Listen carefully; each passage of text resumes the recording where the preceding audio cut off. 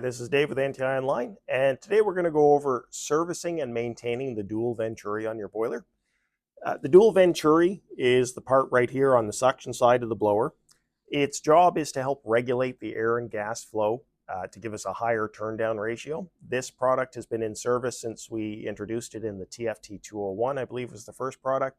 It's also been used on the FTV, the VMAX product, all of our current TRX, FTVN products, and even some of the TFTN products. So this covers a wide range of applications. And the service I'm going to show you applies to all of them more or less equally. To start, you're going to remove the plastic clip if your boiler is equipped. This is a TFTN, so it has one.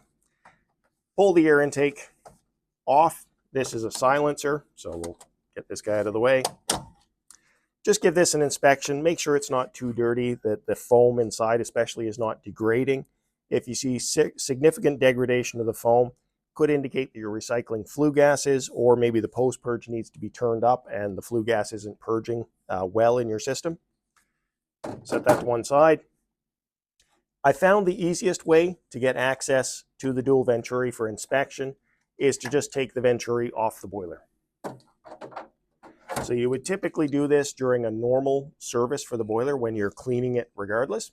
So what you do is you loosen the nut here.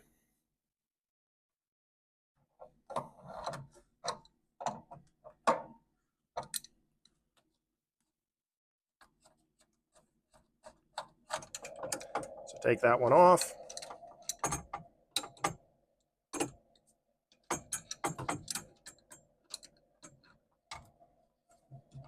Loosen that one. And we're just going to swing that out of the way. The two screws here that hold the dual Venturi in, it's easiest to remove those now.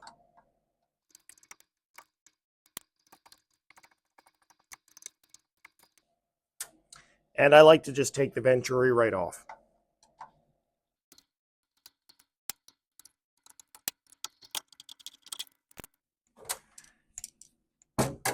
The first thing you want to look for when you take this out is to make sure that there's two flappers in here. So there's one in the front and a heavier one in the rear. Make sure these are both flapping completely free. There should be no hesitation. They should rattle very nicely and loosely. If they're slow to close, or if they don't sound like they're closing tightly, it's a good time to either clean this or at least inspect it a bit to make sure that these are moving as free as possible. Use care. Some models will have a black plastic orifice that's inserted in here. Make sure you don't drop that. If you're on propane or certain natural gas models, you are going to require that. And to remove the insert, place your thumbs on the inside, give it a push, and the two pieces will pop apart. There's very little that goes wrong with this aluminum housing, so we're not too worried about that. We're more concerned with each of these orifices. These are the gas orifices that allow gas to pass into the Venturi and mix with the airstream. In some cases, they will become corroded or they get full of debris. When that happens, it's going to restrict the flow of gas.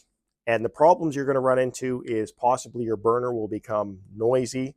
The boiler may light roughly or may not light at all. Certainly, we would expect to see more ignition failures, that kind of a problem.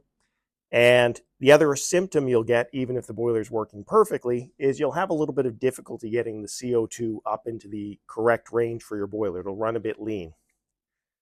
What you want to do is inspect these. If they're dirty at all, you want to clean them or replace the Venturi insert. For the most part, I would say it's probably better to replace the insert. Newer ones come with this nickel-plated coating that should resist corrosion and make it less likely that these will clog up. However, with dirty fuel and of course the corrosive action of propane, you may still see some corrosion here, so it is important to check these regardless. I'm going to grab another tool and we're going to take one of these orifices out to show you what's going on inside there. These orifices are held in place. They're a hex key.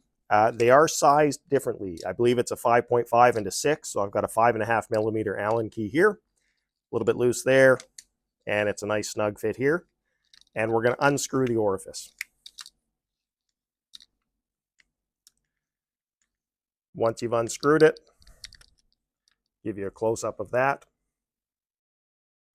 You want to inspect this area here. There's a concave section.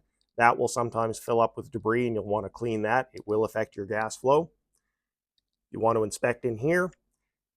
As I said, it's better to replace these rather than clean them, but in an emergency situation, cleaning them is an option.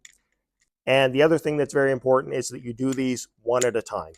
The reason for that is they are different, top and bottom. If you mix them up, your boiler will not run correctly, and you're going to have to do it again. When you go to tighten that back in,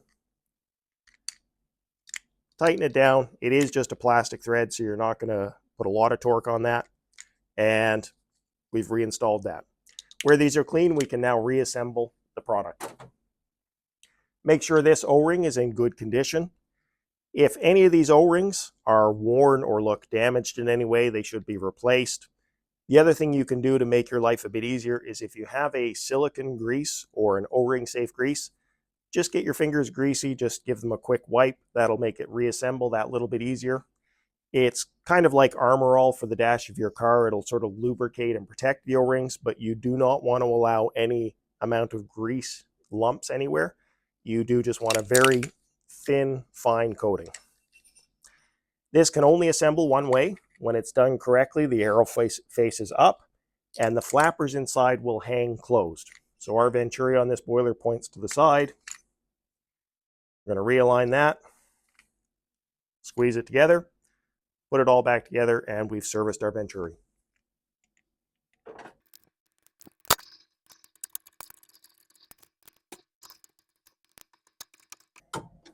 It's best to loosely tighten everything before tightening them down. That just makes sure we get good alignment without stripping any threads, and then snug it down.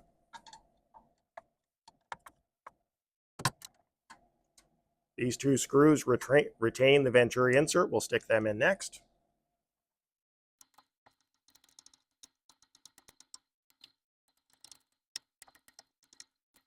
Before we reinstall the gas line, we'll put this plastic clip on. The trick to making this assemble easily is there's a little inner lip here. It likes to ride up on the screws, and when it does that, getting the plastic locking clip in place can be a bit of a chore. Once you snap this down fully, it actually goes together quite easily. Stretch that out and stick it on there. Just make sure that's squeezed in tight. Reinstall our air intake. Ensure the clips are engaged, and then this can slide in fairly easily. There we go, that's back on now. Grab our gasket, and we're going to reinstall our gas line.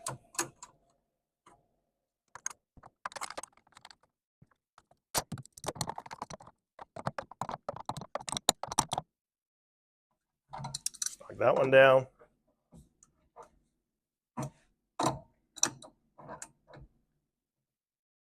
Snug that down as well. And now you can put your boiler back into service.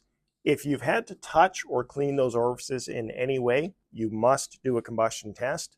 By cleaning them, you may have slightly enlarged them, which is something you want to avoid, and your boiler might overfire. So again, it's best to replace this if they're damaged rather than clean them. But in an emergency, if you do clean them, just ensure that you do a combustion test to make sure your customer has a safely operating boiler. Thanks for watching NTI Online. If you have any questions, give us a call at Tech Support 800-688-2575. Thanks for watching the video today. If you'd like to check out more videos, see the link below.